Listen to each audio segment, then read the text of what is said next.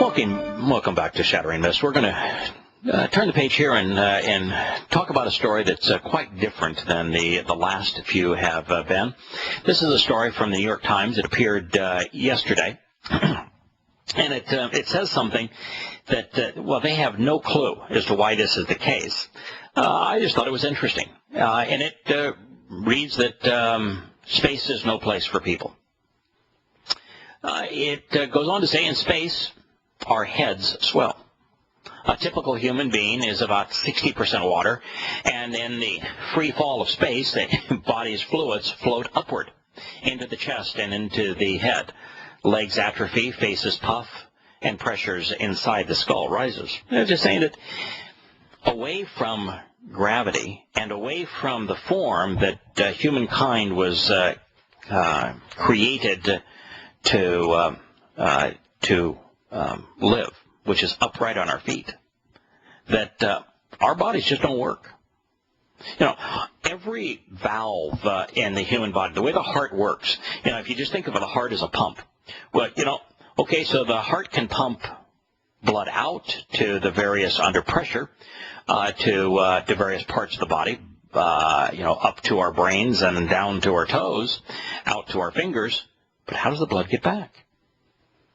And what happens is that that recognizing that we're designed to be an upright animal, the valves all open, or the veins are all open going down to the extremities, going up to the extremities, but then coming back, these are valves that are triggered by contraction of our muscles. And so as we walk and we contract our toes and our feet and our legs, it pushes the blood that has delivered oxygen back up to engage with the lungs, to pick up more oxygen, to engage with our stomach, to pick up more nutrients, and then to be processed back through the heart, where it's then circulated out again, filled with all of the oxygen and nutrients, and having deposited the waste product that it picked up in the along the way.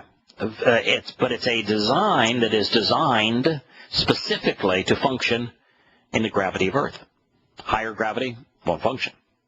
Lesser gravity won't function. Ceases to function. And so this New York Times report saying that we're just not built for space. Now, the reason I wanted to share a little bit about this story, and it's only a couple of more paragraphs, but is that physical bodies are a non-starter as it relates to the universe. You know, planets like Earth are extraordinarily rare, where you can have, you know, liquid water, which, you know, our blood can flow in such a way, where the gravity is not so oppressive that you can't move, but significant enough to make mechanisms like our bodies work, for us to be an upright creature, because God wants us to walk with Him, to engage with Him, be upright in His presence, not bowed down. But as you look at the expanse of the universe and the nature of the universe, light is a perfect mechanism. But physical bodies are a complete non-starter, totally and completely counterproductive, which is why this whole Christian fixation on physical resurrection is just so absurd. It's not only inconsistent with Yahowah's testimony, it's just inconsistent with reason. It's illogical. And this story is just one of many that explains we were not built for space. We will never be able to escape our planet and moon. As far as we're ever going to go is our moon. That's on our own. That is till we're transformed into energy by Yahowah. This article goes on to say the human body did not evolve to live in space. It should have said the human body was not created to live in space. That's why when God took Abraham to see heaven and to experience the nature of the light of stars, He had to take him as a spiritual construct. It says, and how that alien environment changes the body is not a simple problem, nor is it easily solved. Astronauts have trouble eating. They have trouble sleeping. The eyeballs of astronauts become squished. The biggest hurdle remains radiation. Without the protective cocoon of Earth's magnetic field and atmosphere, astronauts receive substantially higher doses of radiation, heightening their chances that they will die of cancer. And that's the reality. We could no more go to Mars and return than man the moon. It's impossible because of the effects of radiation on our cells. The Discovery Channel posted some things on their website that I thought were interesting. It's along the same vein of we were designed with a purpose, and we're going to be transformed with a purpose. The first line on the Discovery Channel was, "Good luck getting your mind around what came before the Big Bang, when nothing suddenly became everything." God gives us a perfectly good explanation, not only of the Big Bang, his terms. He actually used the terms the Big Bang, which is why Christians deny the Big Bang. You're saying, what, are you crazy? Yahowah's terms, God's term, he used the term Big Bang. And he explained how nothing became everything. But what scientists can't do is they can't get beyond the Big Bang. They can't explain what caused it. They can't even explain what happened before it. And there's an enormous amount of things that have to happen before the Big Bang because time doesn't begin. You can't even measure time. So when scientists say, the universe is 13.7 billion years old, 13.7 billion years from the time that time was created. Because when the universe was pure energy, before matter actually was able to coalesce from that energy, time didn't exist. Time itself had to be created. And there's an enormous part of the genesis of our universe that is not able to be calibrated into a timeline by scientists. And if you want to know what came before the Big Bang, when suddenly everything became, or nothing became everything, read the Torah. In fact, I would encourage you to read the first 4 or 5 chapters of the opening volume of Yahowah. Go to Yahowah.com and click right there on the Haya volume, our existence volume, and study what God had to say. It's powerful. He explains not only how he created the universe, but also why he created the universe. And at the same time, he provides a scientific explanation of the process, but then provides a historical survey of the timeline. And we find that everything he said is precisely accurate. It's one of the most amazing things in the world in terms of time. That once you come to realize that time is relative, once you understand what Einstein proved on our behalf with his theory of relativity, which has subsequently become known fact, that time flows differently. It's relative to the observer. And that, if you are accelerated towards the speed of light, time slows.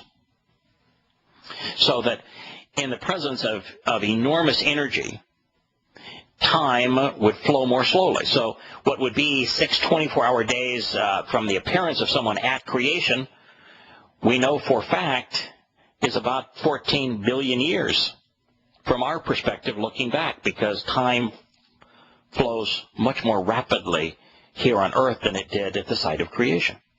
And we know this because we can measure the stretching of the wavelength of radiation that came out of the Big Bang.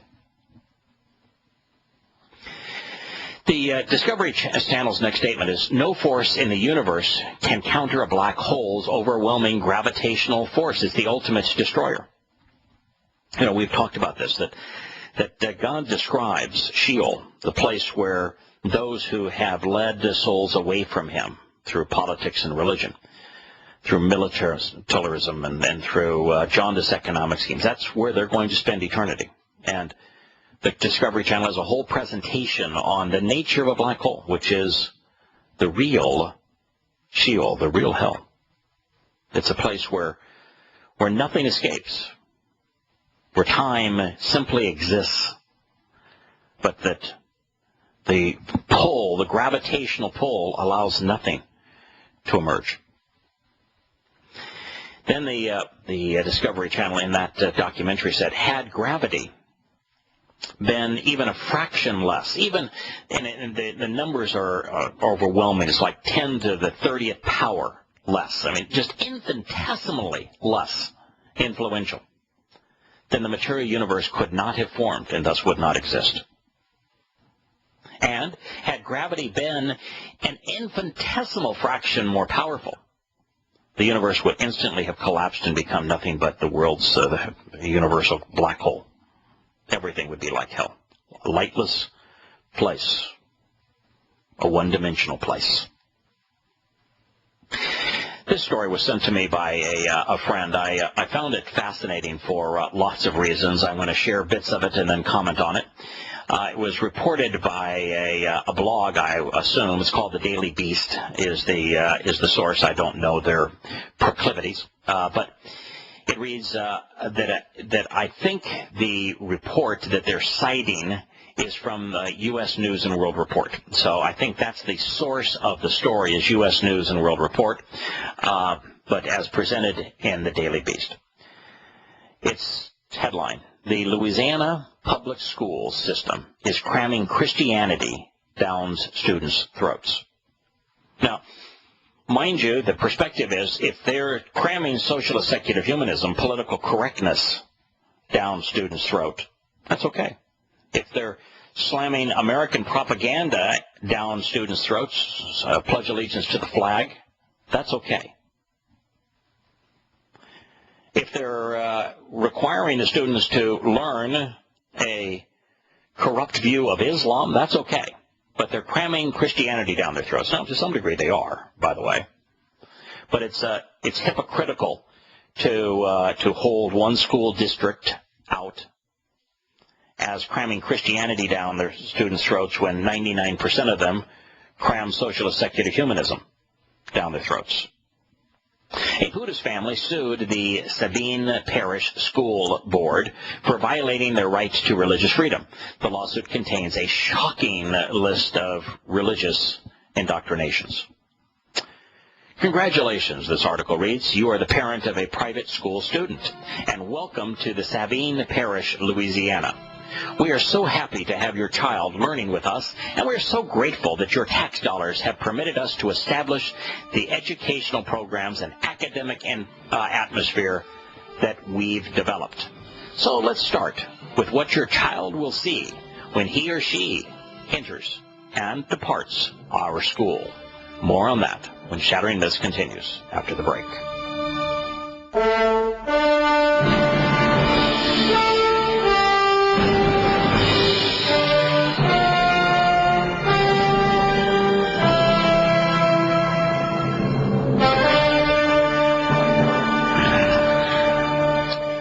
This article from U.S. News and World Report says that if you walk into the school in this parish in Louisiana, you're going to see paintings of Jesus Christ, Bible verses, and Christian devotional phrases that adorn the walls in many classrooms and hallways.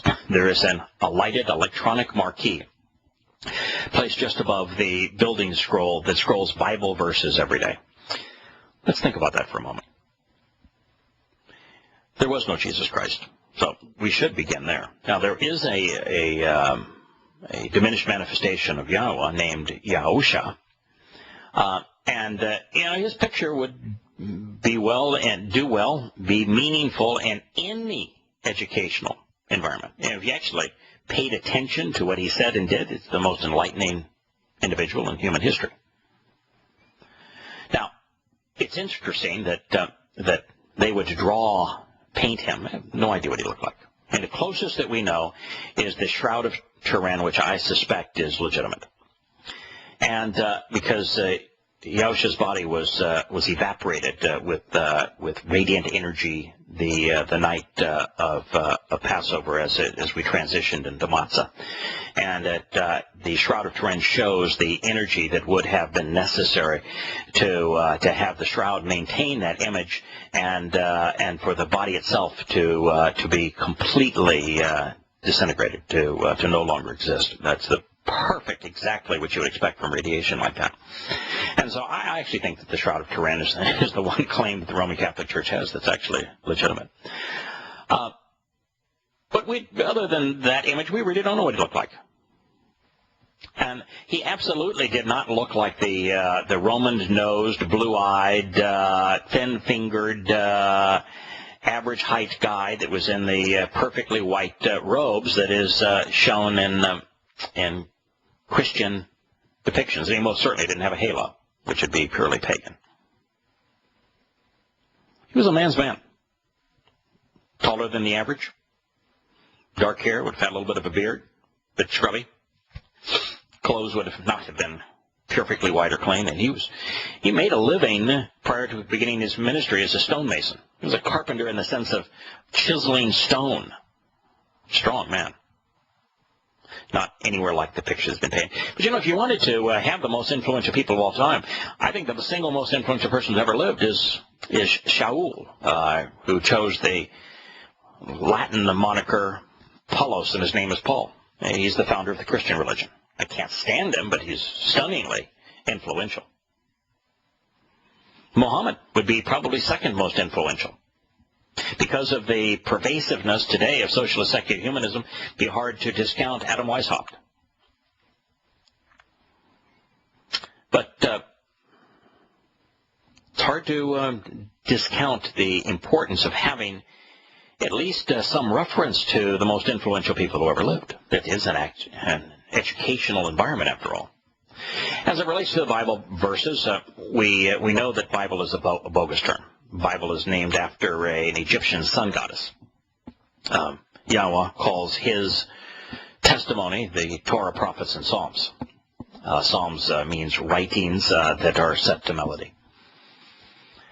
But to cite the Torah, prophets, and Psalms in an educational environment is totally appropriate. It's the world's greatest piece of literature. It is the most accurate portrayal of ancient history ever written. It's the most profoundly brilliant document of all time. It's the only document which accurately presents both the past, the present, and the future. Integrates them all together. If you're going to cite any reference for children to read, there is nothing better than the Torah, prophets, and Psalms. Now, you can have your Christian New Testament, but the Torah, prophets, and Psalms, the single most enlightening, brilliant, prophetic document in all of human history. Nothing compares to it. Christian devotional phrases, I would agree, I have a real problem with that. An electronic marquee that is like a living billboard of Tim Tebow with his Christian citations, almost all of which came from Paul. Yeah, I have a real problem with that too. In the main foyer of the school, one display informs students, actions speak louder than words. That's not true, by the way. Words speak louder than actions. Our words are far more effective than our actions. If you want to know that story, look at our actions in Afghanistan, in Iraq, in Syria. Because we did not wield our words wisely, our actions made bad situations much worse. We need to recognize that words are a far more effective tool than is anything we do as a form of action. We'll be back in a moment.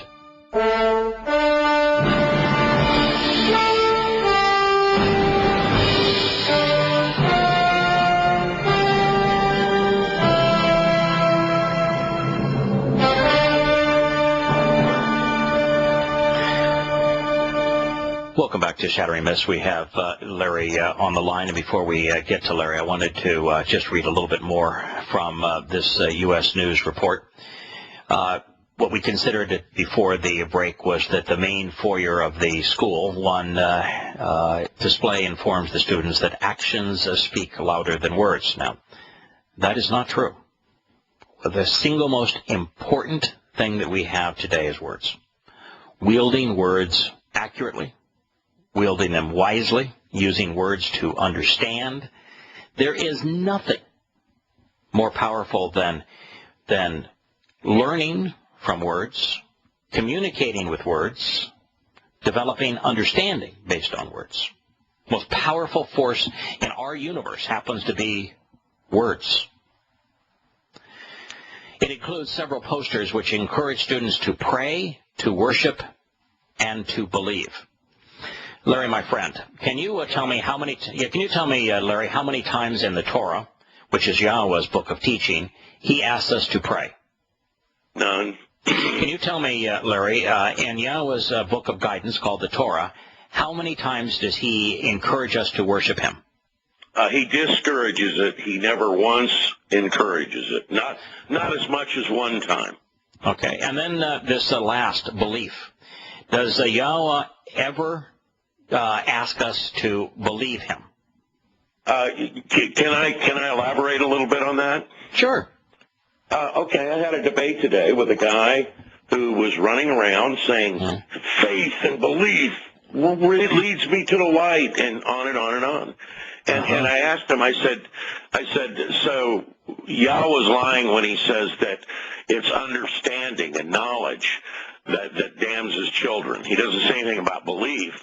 I said, Abraham talked with Yahweh, and yet he didn't trust him until Yahweh explained how this was all going to be done. Then he trusted him. It's trust and reliance on Yahweh. And by the way, we would have to understand his plan. Undirected belief and faith, I can have a belief in anything. I can believe in Santa Claus or the Tooth Fairy. And it doesn't really matter. For example, during the height of the Roman Empire, everyone either believed that their leaders were God and that their gods were real, or they were killed. So lots of people chose to believe in the Roman gods. The same thing was true with the Greek gods. The same thing was true with the Egyptian gods. Same thing was true with the Babylonian gods. The answer to the question that I asked him, without direction, right? The answer got a plan. Right. The answer to the question, of course, is that no, God does not want us to believe. The answer, of course, is that he wants us to trust and rely upon him. You cannot trust someone that you do not know. You cannot rely on something you do not understand. Yahowah came up with the realization that words are the most effective means of teaching, of guiding. And he provided his teaching and guidance to us so that we could come to know him and so that we could come to understand what he is offering. And when you come to know someone and you come to understand what they're offering, you're in a position to trust and rely upon them. You now, at that point, have absolutely no use whatsoever for belief. It's so important to Yahweh that he has a book. It's called Words. Right. Dabarim, corrupted to Deuteronomy. I'm not sure what that means, but second it law. Mean words. It means second law. It's Deuteronomy in Greek means second law. Okay. So he says in there, surely the person who proclaims a message on behalf of a deity who oversteps their bounds to speak words in my name, which I did not instruct nor direct him to speak, and speaks the names of other gods in my mouth, indeed that prophet shall die. Now that's Dabarim 18:20. Now let's go back to, you mentioned Biblia, the sun goddess. Mm-hmm. It turns out sadly that Biblia was Byblos is from Biblia, which was the name of a Canaanite sun goddess, the Phoenician town known for weaving papyrus into scrolls, and they named it in her honor. And I am certain we've offended Yahweh by attributing a bunch of highly copy-edited words named after a sun goddess to him. Now, Yahweh didn't live in a vacuum. Yahweh lives in, he doesn't have the constraints of time. He was aware that there were going to be 2 billion of these books, or 3 billion of them, whatever, all over the planet. He knew it. Yes. And he doesn't waste his time giving us words in a book called Words for us to seriously consider. Right, and his prophets, both particularly in Yirmiyahu, Jeremiah, he goes into great lengths to tell us how disappointed he is that in us for having corrupted and misrendered his testimony, and to say that that's one of the greatest crimes that has ever been perpetrated against humanity. In fact, he said that one crime in particular, in terms of copy editing his testimony, which was replacing his name, replacing his name with the satanic title Lord, was the single greatest crime that has ever been perpetrated against humanity.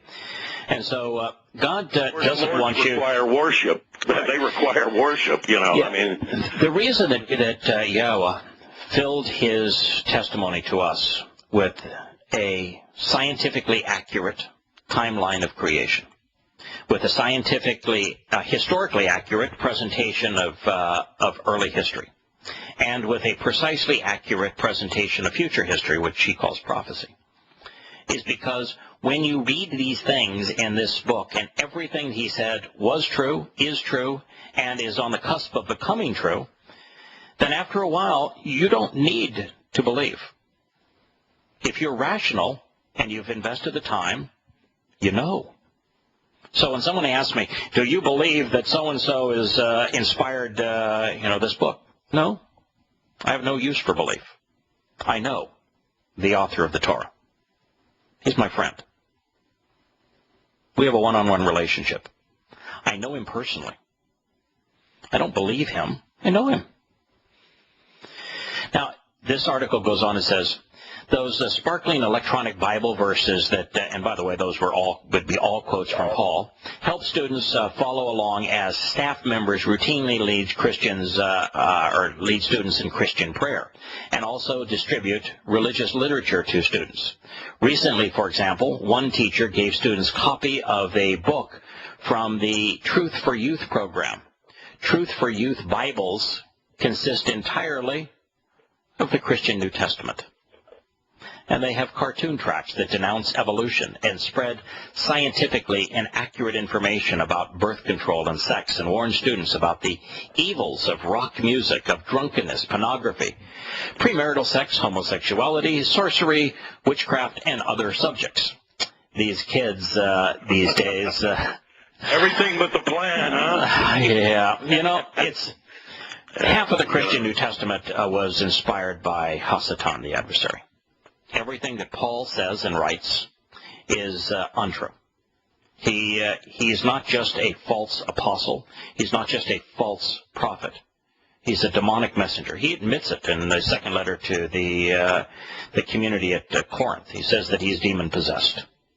In that same letter, he even admits that he's insane. Yeah, he doesn't know if he was on the earth or in heaven or right. where he was. Yeah, Yahowah makes it very clear that Paul is the plague of death. He calls him egotistical and presumptuous, and says he is literally the plague of death. And he queries us and says, why don't you question him? That's what his name means, is to question him. Why don't you do that? That's a little barb. Yeah, Yosha called him the wolf in sheep's clothing. He called him a false prophet. He called him a false apostle. And he called him a liar. Paulos, whose name means lowly and little, in Netanyahu says those who trash the Torah are going to be called lowly and little, so they'll be called Paulos. That is correct. And of course, Paul claimed his tribe to be Benjamin, and Yahweh said Benjamin was the wolf. Yes. So.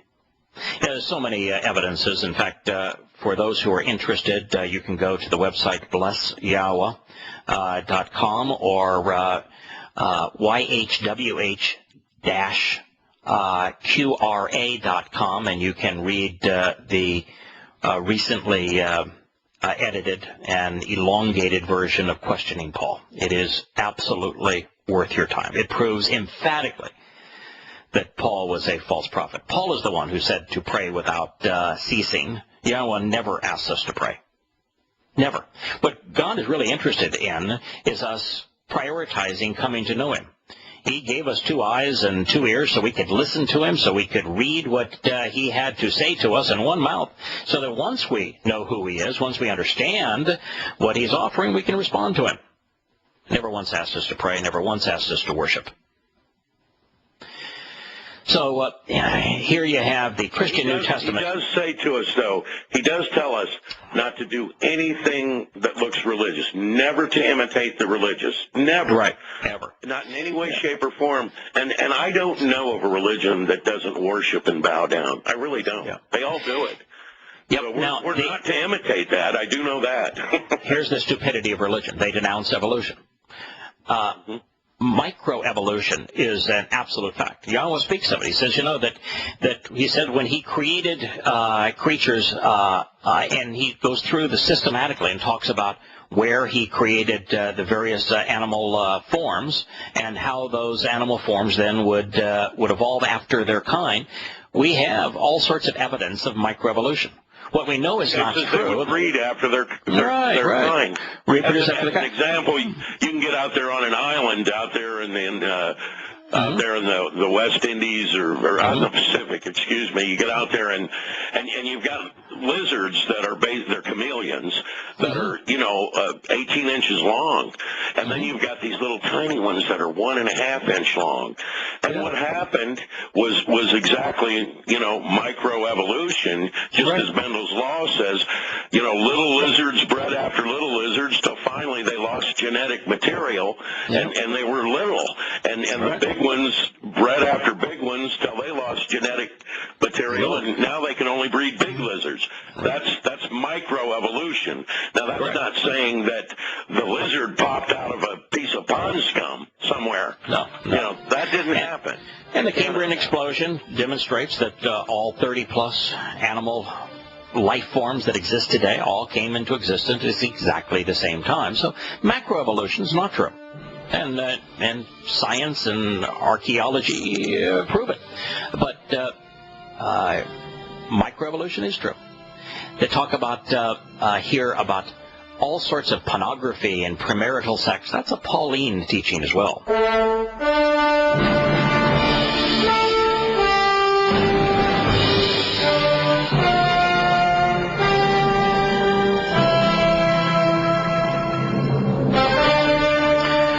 Welcome back to Shattering Myths. We're having a discussion about a Louisiana school district that thinks that it is their job to, according to the U.S. News and World Report, shove Christianity down the throats of their students. And during this discussion, we've had Rod call in from Indiana and has I understand a comment or a statement you'd like to make about the word worship. Go ahead, Rod. Welcome. Okay, 30 years or more ago, I remember I was in church and they had a sermon on worship. Okay. I don't remember anything more than that, and I went home and I thought, that's a strange word. What in the world does it mean to worship? How in the world are you supposed to worship God? So I got out the dictionary and looked up the term, or the word worship in the dictionary, and it said that it came from the Anglo-Saxon word worthship, which means to hold in high regard and to want to pattern your life after. In the case of God, you'd want to pattern your life after God and His way. Well, that I think is accurate, but the way we use the word worship nowadays, I have no idea what in the world it means. I guess it means maybe to do some brown-nosing of God and stuff like that, which I lift him up in praise and to bow down before Him is what it means today. You're right, and while the word has evolved, and we're speaking the English, we've got, of course, use the word based upon what it means today, and which is all you need to do is to know what worship is to go to a Christian worship service today. The whole notion that God would create a being to tell him how wonderful He is, it's just utter nonsense. But the original definition, which is kind of interesting, this idea that God is unique in the sense that He not only talks the talk, He walks the walk. He actually gave a tangible example and engaged in our world in such a way that we can follow His example. And so we can emulate his ways, and we can follow along in his ways, and that's a really smart thing to do. But when we're doing it, of course, we're up on our feet, we're engaged, we're on a first name relationship, we're side by side, we're shoulder to shoulder. We're not blowing smoke. Any other thoughts on the evolution of the word worship, Rod? Oh, not really. I just remember that I remember the dictionary, but I have no idea what the term was. Yeah. It was a good dictionary, but a bad term. Yeah, that's it. We have evolved. We've corrupted our language. There's a whole lot of words that we've corrupted. Another one would be democracy. Today we use democracy as in we trying to establish democracies around the world. Well, if you look at democracy, the only two democracies of any longevity were were Sparta and the Delian League, and both of those were really, one was a defense mechanism, and the other was the most brutal society probably in human history. And so, yeah, we really corrupt our terms. And if we continue to corrupt our terms, then pretty soon we're unable to communicate effectively. Well, that reminds me when I worked on the boats when I got out of high school, the Lakers, the men that worked on the boats, had a kind of a code system of using swear words to communicate, and I couldn't figure out what in the world they were saying. You're talking about language. Yes. Things deteriorated. Really deteriorated. So. Yeah. I would say that the single most important thing we can do is to wield words wisely, to know what words mean, and to use them effectively when we communicate. And there's no more powerful tool in the universe. That's why the Torah is the single most valuable document ever given to humankind. Well, Rod, thank you for calling. Please call again. With that, I'd like to go to Jason in Toronto. It's been a long time since I've heard from you, Jason. It's good to see your name on the switchboard. Welcome. Yeah, good to be back. It's been a busy few months. I had a question and a comment. Okay. One of them was when you're talking about the macroevolution, and one of the best arguments I heard against that was sort of an idea called irreducible complexity. I don't know if you heard of it, but basically it points out that the whole idea of survival driving evolution and whatnot, that there's really no reason for an organism to carry over genetic material of like a half-developed heart or eye or other organ to survive. In fact, Jason, I hope you can stay with us over the news and commercial break here at the top of the hour. I would like to get into that because there are some issues that, particularly as you develop the eye, which is an extraordinarily complex device. Let's talk more about that when we return to Shattering Myths.